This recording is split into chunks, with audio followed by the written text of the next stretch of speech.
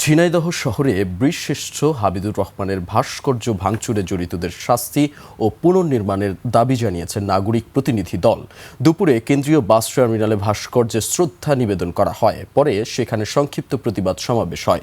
সমাবেশে অন্যান্যদের মধ্যে অগ্রদূত পত্রিকার সম্পাদক মুক্তিযোদ্ধা আবু সাইদ খান, মানবাধিকার কমিশনের সাবেক কমিশনার ও গুম কমিশনের সাবেক সদস্য নূর খান লিটন, ঢাকা বিশ্ববিদ্যালয়ের গণযোগাযোগ ও সাংবাদিকতা বিভাগের অধ্যাপক রোবায়েত ফেরদৌস, নাগরিক উদ্যোগের প্রধান নির্বাহী জাকির হোসেন সহ অন্যান্যরা উপস্থিত ছিলেন।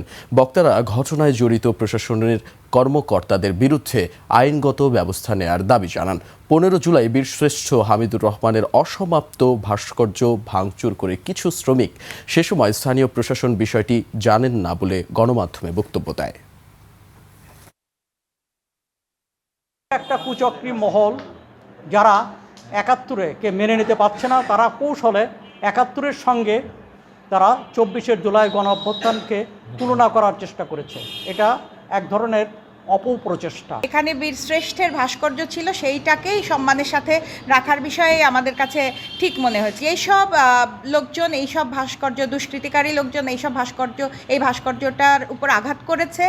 জুলাই অভ্যুত্থানের পরে একবার করেছে এবং সাম্প্রতিক সময়ে একবার করেছে। তাদেরকে চিহ্নিত করা এবং আইনের আওতায় আনা অবশ্যই জরুরি।